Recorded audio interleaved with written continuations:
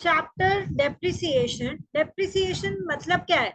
Reduction in value of asset या decline in value of asset due to you are using the asset. तो use of asset, wear and tear, passage या efflux of time, change in technology. इस कारण जो भी assets होते हैं, building, plant and machinery, furniture, fixture, computer, printer, motor vehicle, इन सब की वैल्यू नीचे आना, उसको डेप्रिसिएशन कहते हैं. What depreciation is derived from Latin word depretium. ये एमसीक्यू में पूछ सकता है ना. Latin word depretium, इसका मतलब क्या है? It means decline और reduction. बट एक बात यहाँ ध्यान रखने की है, लैंड कभी भी डेप्रिशिएट नहीं होता. तुम देखो ना, लैंड भले ही वहां पे जाके बम भी फोड़ दो, वो लैंड तो वहीं की वहीं रहने वाली है ना, वो डेप्रिशिएट नहीं होती. तो डेप्रिशिएट जो होती है वो लैंड पे खड़ी हुई बिल्डिंग, लैंड डेप्रिशिएट नहीं होती. ये बात ध्यान रख लेना. So depreciation is decline in value of asset due to wear and tear, passage of efflux of time, change in technology, usage, it becoming obsolete, out of date, etcetera. इसको depreciation बोलते हैं. अभी डेप्रिसिएशन का formula लिखो.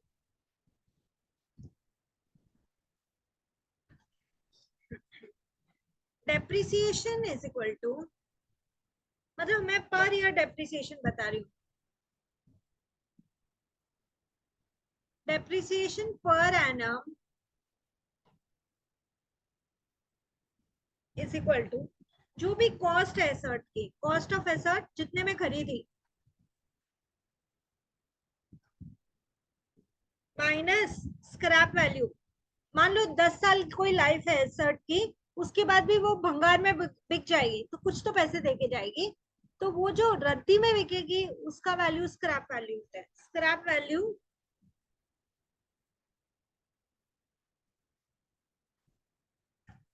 Upon life period of the asset.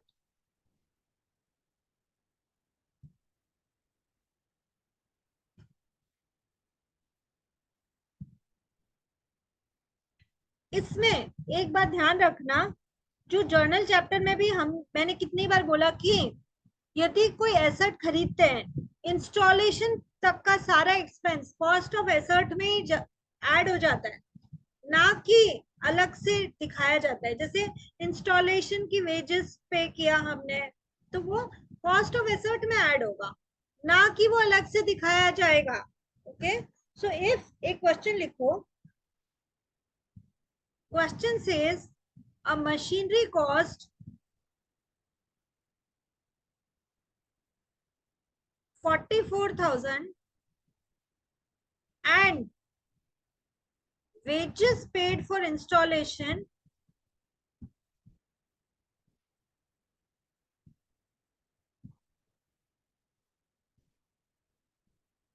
1,000. ठीक है. Life is 10 years, expected life बताते, तो life is 10 years of machine, life is 10 years and residual value is 5,000. Residual value मतलब स्क्रैप वैल्यू.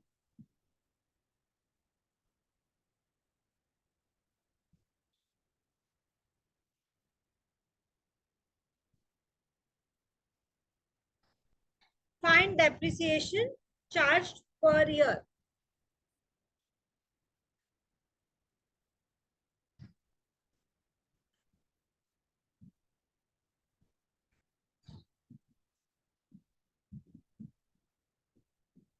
ओके.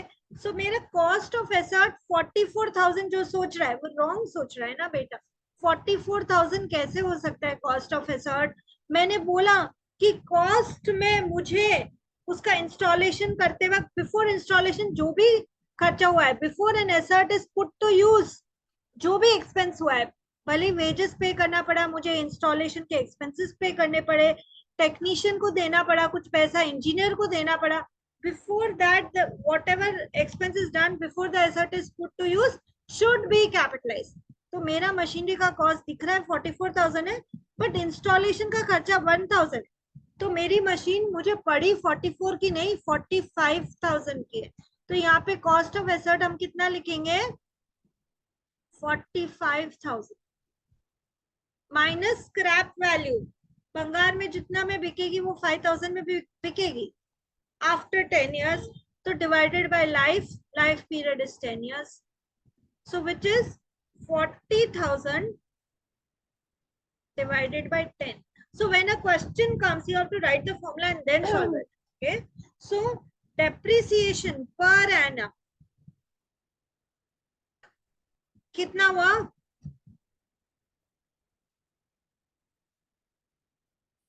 बोलो. 40,000 divided by 10 is rupees 4,000. क्या ये समझा?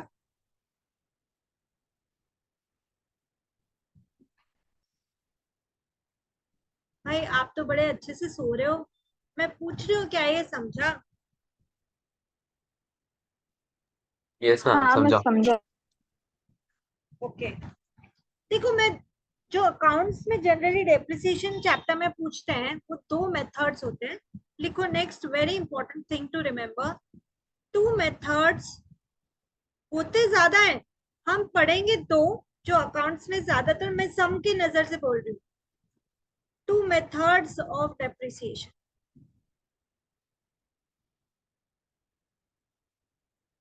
लिखो, फर्स्ट मेथड लिखो fixed instalment method.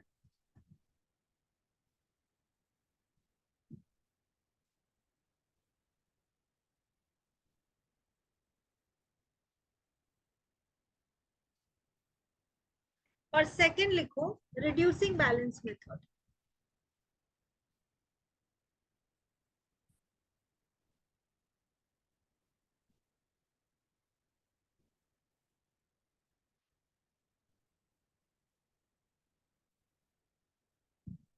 Fix instalment method को स्ट्रेट लाइन भी बोलते हैं. लिखो,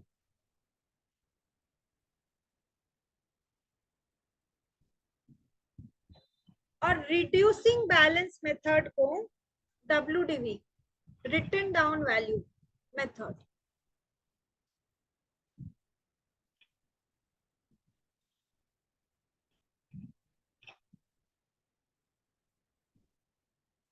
नाम याद रखो, कैसे डिफरेंट है मैं एक्सप्लेन कर रही हूँ.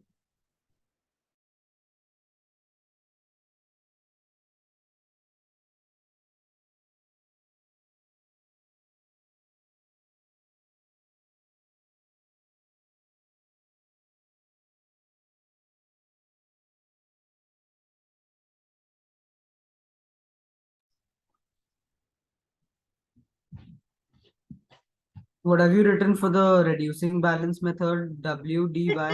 Written down value method, written down value method.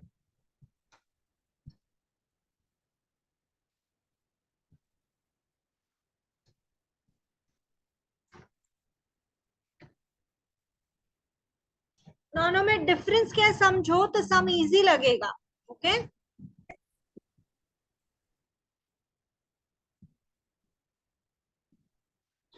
SLM या स्ट्रेट लाइन मेथड और WDV, written down value method में डिफरेंस देख. मान लो एक एसेट का कॉस्ट 10,000 है, सो कॉस्ट में दोनों का लिखती हूँ 10,000. ओके.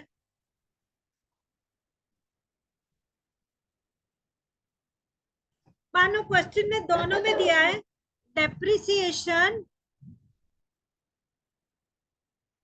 At the rate 10%.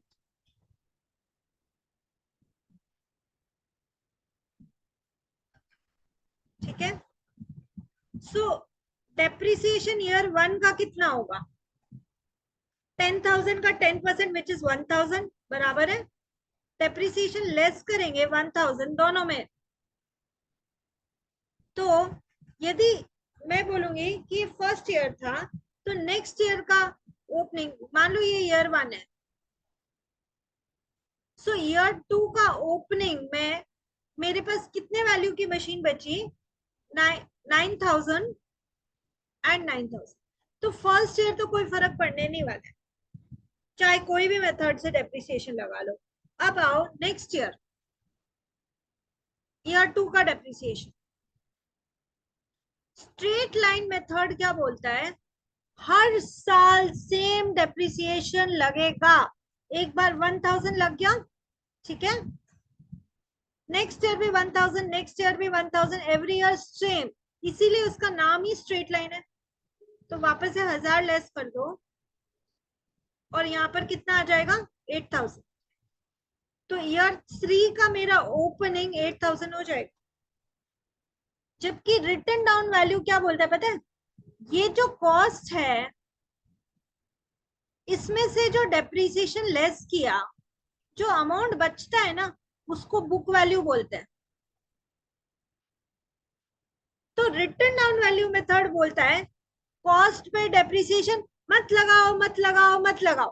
किस पे लगाओ, जो साल क्लोज किया उस समय जो वैल्यू पड़ी है ना, बुक वैल्यू, उस पे लगाओ। तो हम डेप्रिसिएशन किस पे लगाएंगे, 9000 पे। 9000 का 10%, दैट इज 900। सो ईयर 3 में मैं ओपन किस पे करूं, यहाँ पे मैंने स्ट्रेट लाइन में 8000 पे ओपन किया है, रिटन डाउन वैल्यू में मैं 9000 माइनस 900, दैट इज 8100 पे ओपन कर रही हूँ। क्या ये बात समझी? यदि नहीं समझी तो एक और ईयर लेते हैं हम, ईयर 4।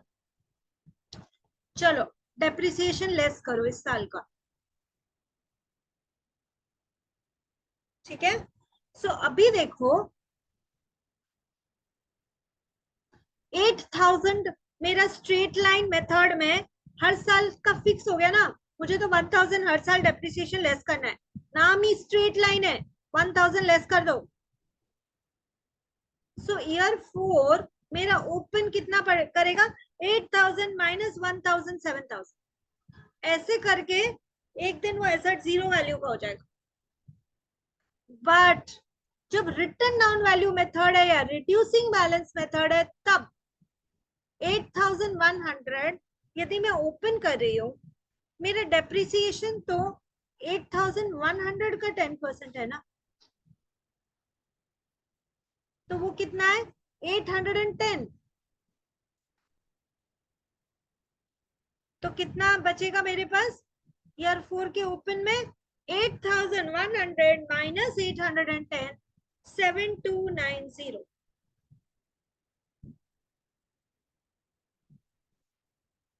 सो मैं स्ट्रेट लाइन में बोल सकती हूँ इक्वल डेप्रिसिएशन।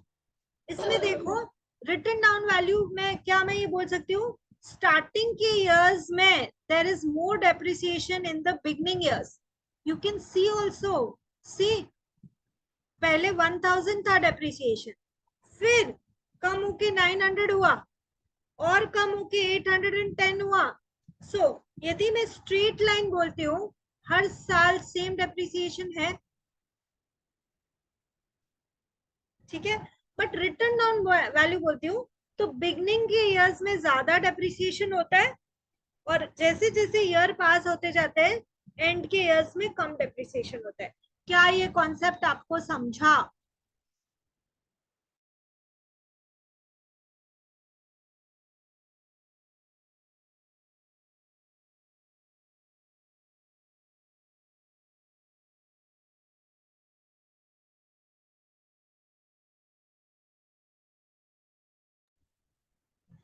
अच्छा आज डेट क्या है, डेट क्या है आज? सेकेंड सेकेंड अक्टूबर अक्टूबर। आज क्या हुआ था, आज इम्पोर्टेंट क्यों है डेट? गांधी जयंती।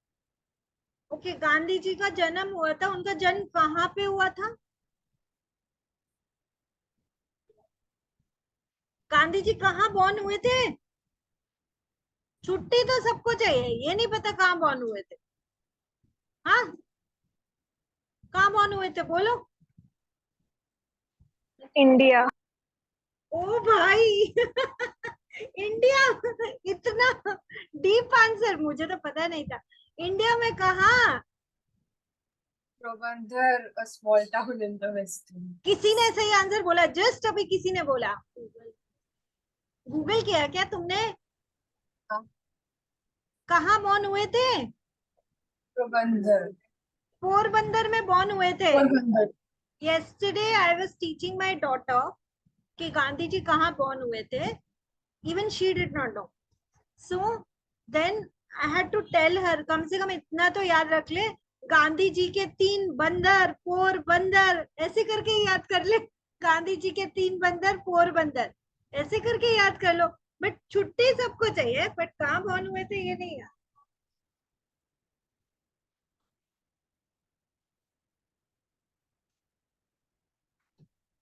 अच्छा, एक और इम्पोर्टेंट कॉन्सेप्ट है जो समझो. हमारा साल 1 अप्रैल से 31 मार्च होता है हमारे लिए फाइनेंशियल ईयर. क्वेश्चन को रीड करना बहुत जरूरी है बेटा, कि वो कौन से साल की बात कर रहे हैं. कई बार वो बोलेगा एसेट इज परचेज 1 जनवरी, ठीक है, और कई बार वो बोलेगा 1 जनवरी से 31 दिसंबर मेरा साल है. चेक करना, यदि तुमने साल ही गलत ले लिया तो तुम्हारा कैलकुलेशन सब गलत होगा ना. वो क्वेश्चन में मेंशन करेगा साल कब एंड होता है. यदि 1 जनवरी से 31 दिसंबर है तो इसका मिड कब आता है जरा बताना.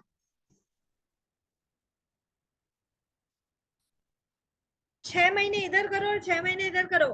फर्स्ट 6 मंथ्स कब होंगे और नेक्स्ट 6 मंथ्स कब होंगे बोलो.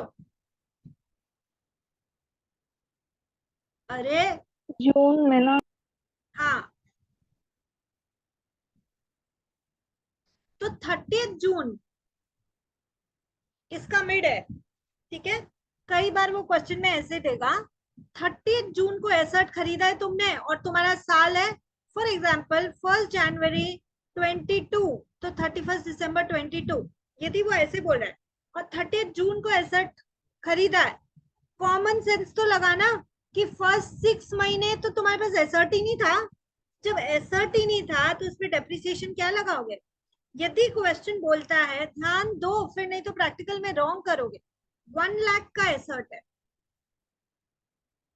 मान लो 1 लाख का मशीन है, डेप्रिसिएशन का रेट 10% है तो 10/100 करना पड़ेगा और स्ट्रेट लाइन मेथड है, ठीक है. लेकिन एसेट खरीदा का 30 जून को. यदि 30 जून को एसेट खरीदा है, पहले 6 महीने तो तुम्हारे पास एसेट ही नहीं था, तो डेप्रिसिएशन कैलकुलेट करते वक्त 6/12, फर्स्ट ईयर में तो आधा साल ही एसेट था तो आधे साल का ही डेप्रिसिएशन लगाएंगे ना. So in that case how to calculate fast. 1 lakh asset का वैल्यू 10% इज 10,000. 10,000 का भी आधा कर दो ना, 6/12 मतलब आधा. 10,000 का आधा कितना होता है 5,000. तो फर्स्ट ईयर का डेप्रिसिएशन 5,000 आएगा.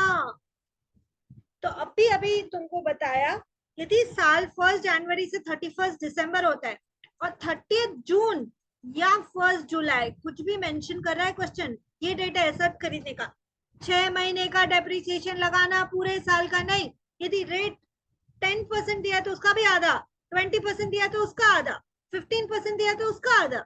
ओके. एंड यदि आपका क्वेश्चन बोलता है आपका साल 1 अप्रैल 22 से 31 मार्च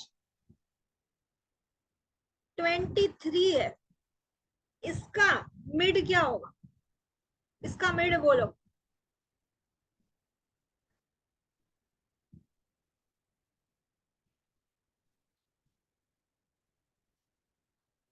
भाई 6 महीने इधर और 6 महीने उधर नहीं कर सकते. 15th October. अप्रैल में, अप्रैल पूरा गिनो ना. अप्रैल मई जून जुलाई अगस्त सितंबर, तो 6 महीने पूरा करना है तो सितंबर पूरा निकाल दो ना. 30 सितंबर.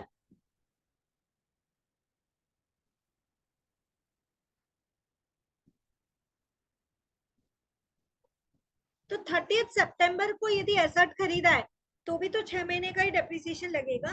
अच्छा, वो 30 सितंबर भी बोल सकता है, 1 अक्टूबर भी बोल सकता है. तो मान लो अब ये क्वेश्चन है 10,000 का एसेट था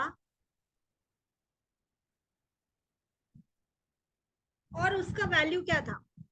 10,000 का एसेट था, उसका रेट है 20% डेप्रिसिएशन का. स्ट्रेट लाइन मेथड, ठीक है, लेकिन खरीदा 30 सितंबर को है, तो भाई फर्स्ट ईयर का डेप्रिसिएशन क्या होगा? 10,000 एसेट का रेट 20/100, रेट इज 20/100, लेकिन मिड ऑफ द ईयर में खरीदा तो 6/12, यानी 20% का आधा सोचो दिमाग में, दैट इज 10% ओनली। तो 10,000 का 10% फर्स्ट ईयर का डेप्रिसिएशन 1,000 ही होगा। समझ में आई बात?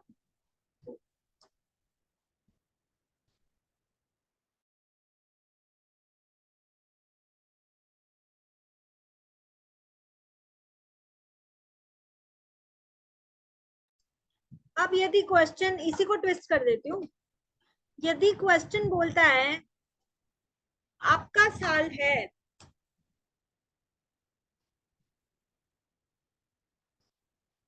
फर्स्ट अप्रैल 22 से 31 मार्च 23, ये आपका साल है। आपने एक एसेट खरीदा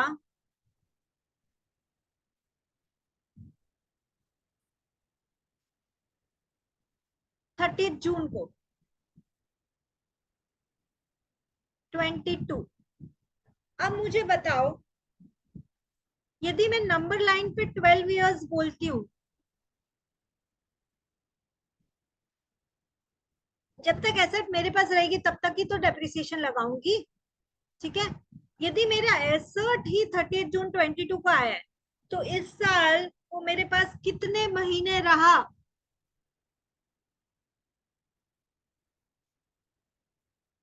अप्रैल, मई, जून। जून भी 30th है, क्या वो फर्स्ट 3 मंथ्स मेरे पास एसेट था? हाँ या ना? 8 महीने रहेगा। 8 महीने कैसे हुए बेटा? देखो, यदि अप्रैल पूरा गिनू, मई पूरा गिनू और जून पूरा गिनू, 30 जून तक भी जाना है ना। टोटल 12 मंथ्स होते हैं। यदि फर्स्ट 3 मंथ्स मेरे पास एसेट था ही नहीं, 9 तो 9 मंथ्स था ना। 9 मंथ्स था और फर्स्ट 3 मंथ्स नहीं था। जब मेरे पास एसेट है ही नहीं, तो मैं क्या डेप्रिसिएशन लगाऊंगी? तो मैं सिर्फ 9 मंथ्स के लिए लगाऊंगी। समझ में आया? सो देखो इधर, मान लो एसेट खरीदा तुमने 1,000 का, ठीक है, रेट है मान लो उसकी 10%। डेप्रिसिएशन जब खरीदा उसके बाद का समय देखते हैं, साल एंड होने तक।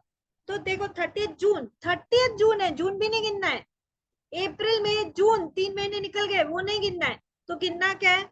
जुलाई, अगस्त, सितंबर, अक्टूबर, नवंबर, दिसंबर, जैन, फेब, मार्च, 9 महीने गिनने। तो इंटू 9/12। इस केस में डेप्रिसिएशन कितना होगा ढूंढ के बताओ तो।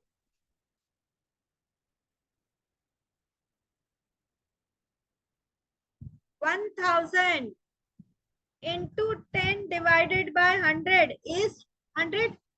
लेकिन इससे भी काम नहीं बनेगा ना, इंटू 9/12 भी करो। कितना होता है? 9 डिवाइडेड बाय 12, 75। तो डेप्रिसिएशन 75 होगा। आ गई बात समझ में?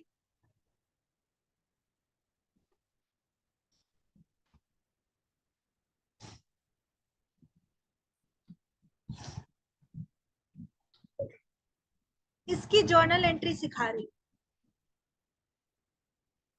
क्वेश्चन का लैंग्वेज रीड नहीं करोगे ना तो फंसो। Date is very important. किस डेट को एसेट खरीदा? जर्नल एंट्री लिखो। आपको बाद में याद नहीं रहेगा, आप नहीं लिख रहे हो साथ में, तो इट्स वेस्ट फॉर यू।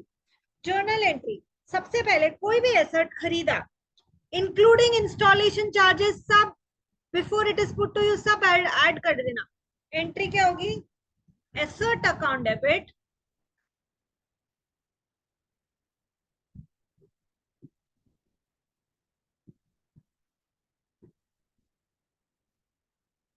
यहाँ पे अमाउंट आ जाएगा उसका डेबिट में,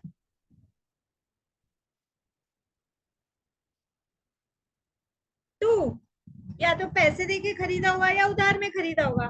तो यदि पैसे देके खरीदा है तो कैश या बैंक से पेमेंट किया होगा, या यदि उधार में खरीदा है दैट इज क्रेडिट में खरीदा है, बाद में उसको सप्लायर को पैसा देना है, तो टू जो भी है ना तुम्हारा सप्लायर था, तो टू कैश बैंक या सप्लायर। सो ये एंट्री है बीइंग एसेट परचेज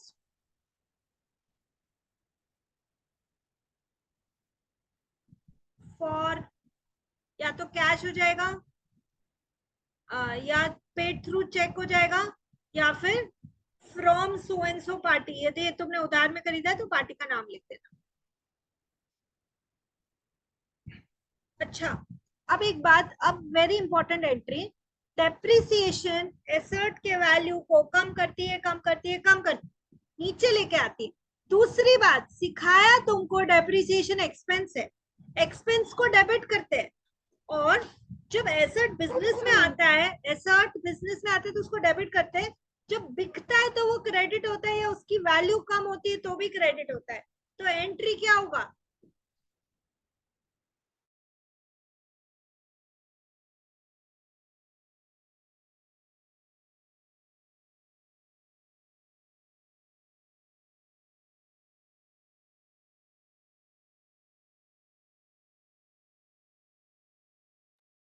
एंट्री होगी depreciation account debit because it is an expense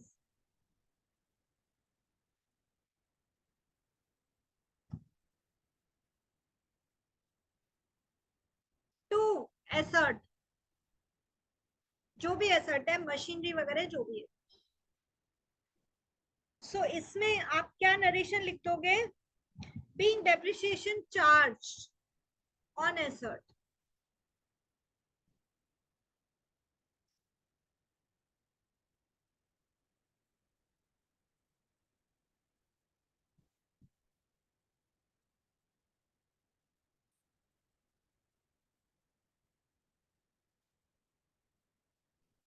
ठीक है? एक्सपेंस था, एक्सपेंस को मैंने डेबिट किया, डेप्रिसिएशन एक्सपेंस होता है उसको डेबिट किया, और एसेट की वैल्यू कम होती है इसलिए एसेट को क्रेडिट किया।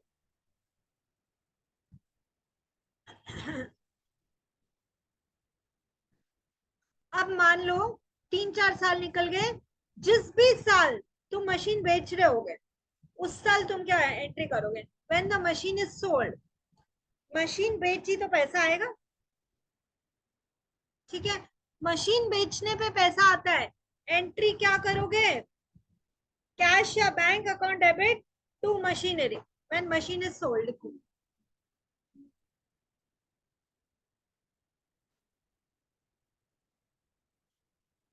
Cash bank account debit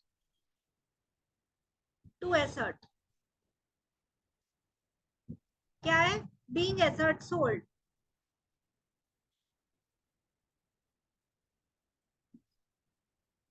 asset बेचने में पैसा आता है, cash is the king, business में आते हैं तो क्या करते हैं उसको डेबिट, कैश या bank account debit to asset.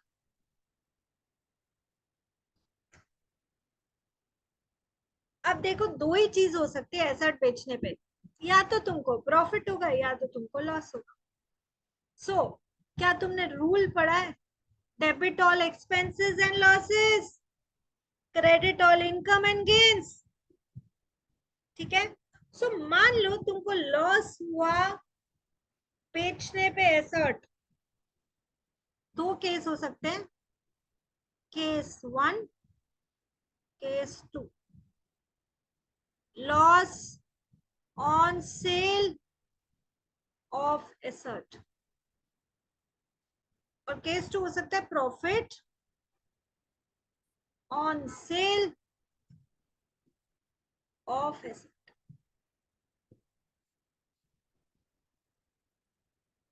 यदि लॉस है तो एंट्री क्या करोगे? Profit and loss account debit to machinery,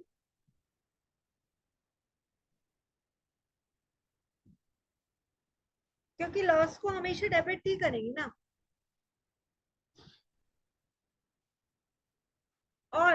obviously यदि प्रॉफिट है तो क्या करो,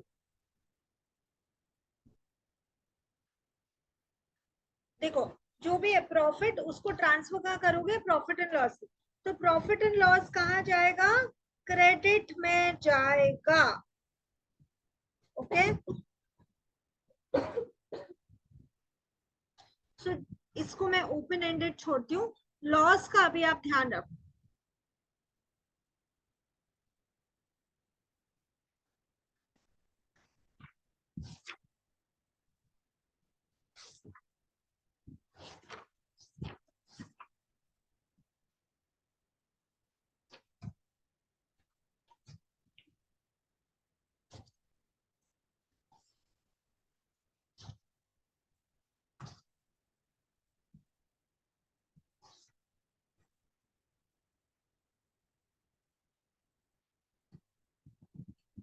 अच्छा मैं एक और क्वेश्चन जो वो एग्जाम में पूछते हैं, depreciation is which type of account.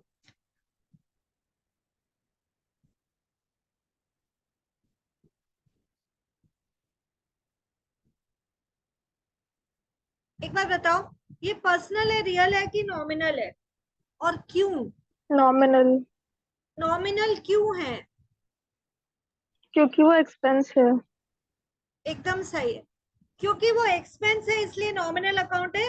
Nominal account में सारे एक्सपेंसेस एंड लॉसेस आते हैं। Okay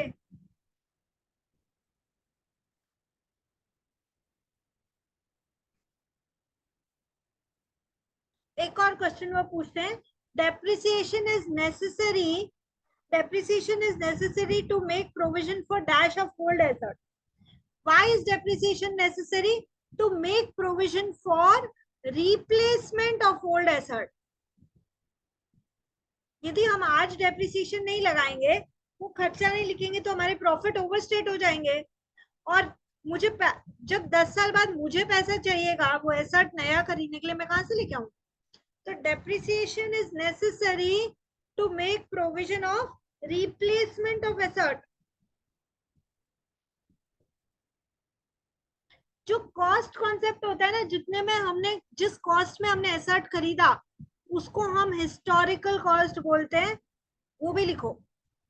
cost at which asset is bought is called as historical cost. एक और very important thing, depreciation is non cash item. मुझे जाके किसी को पैसा नहीं देना है कि आज मेरे एसेट की 1 लाख वैल्यू कम हो गई, 10 लाख में गाड़ी खरीदी 1 लाख कम हो गई। इट इज कैश आइटम नहीं है, it is non cash item. If there's depreciation is dash expense, it is non cash expense. depreciation is non cash expense, लिखो ये बात।